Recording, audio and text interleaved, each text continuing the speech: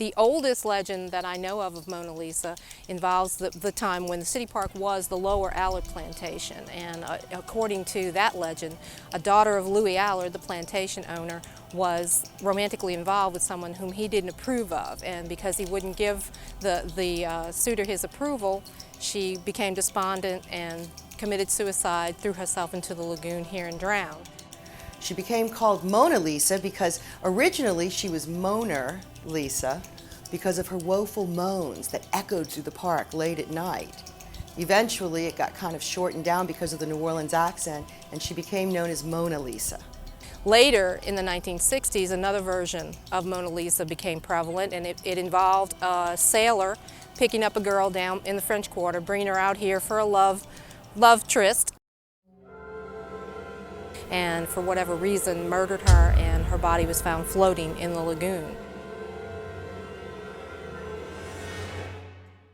I don't know if any of these legends are true or not. I tend to believe them, but I know in personal experience in our family, we had a personal experience with Mona Lisa, and this involved my brother and cousin who accompanied my Uncle Eddie back here while he was making his rounds on the golf courses, and while he was occupied inside the clubhouse near the one that is near Mona Lisa Drive, they went off exploring. It was late afternoon, a summer afternoon, and the whole time my brother, who was a complete clown, was telling my cousin, "Mona Lisa's gonna get you, Mona Lisa's gonna get you."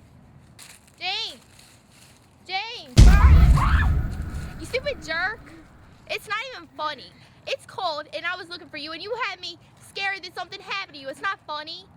I bet you I can scare you really good. Stand on the edge of the lagoon. And do what? And call Mona Lisa. Say her name 3 times. What's that supposed to mean? The ghost of Mona Lisa is gonna get you. That's the stupidest thing I've ever heard.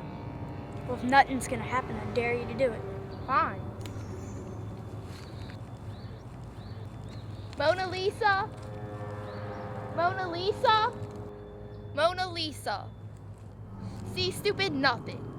Look at that. What are you looking at? Do you see what I'm seeing? What is that? Get out of here, run! Well, they fled in fright back to the clubhouse, to which my Uncle Eddie said, "What are you doing? I told you not to do that. I told you Mona Lisa was going to get you." Years later, we'd all take drives back here. We'd all have experiences. We'd say we'd see her floating, but for sure, my brother, and he's a very pragmatic person, very skeptical, and he said for sure Mona Lisa chased him out of City Park. The Mona Lisa legend is a New Orleans version of a classic legend known as Bloody Mary, in which slumber parties the world over have experienced going into the bathroom, turning the lights out, and standing in front of the mirror and saying, "Bloody Mary, Bloody Mary, Bloody Mary," and Bloody Mary is supposed to appear. Bloody Mary, Bloody Mary, Bloody Mary.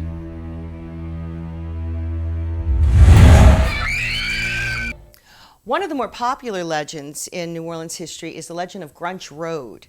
Grunch Road ran somewhere between New Orleans East and Chalmette.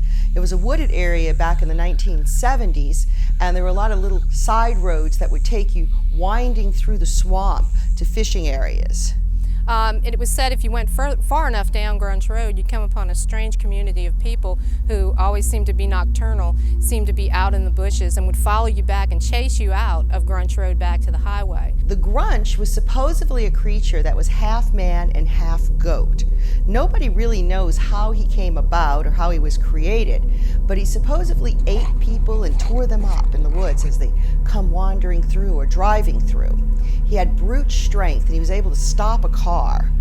One of the earliest disappearances that I can remember in my childhood happened in relation to this area of Grunch Road. A man had gone fishing in Little Woods and was coming back from a fishing trip and had found his car on the side of the road, door open, no sight of the man.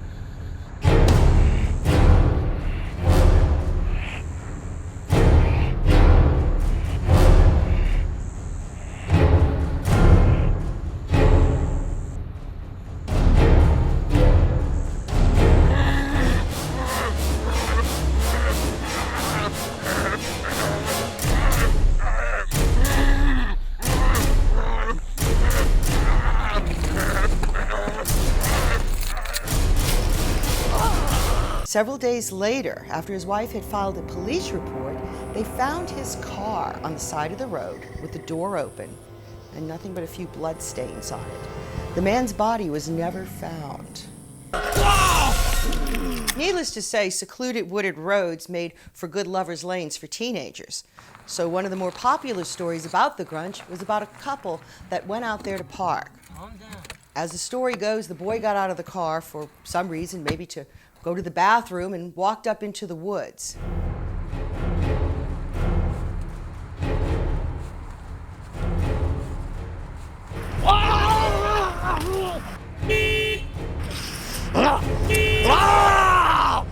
Jerk. Not returning after a while, the girl grew impatient. Nobody really knows what happened after that.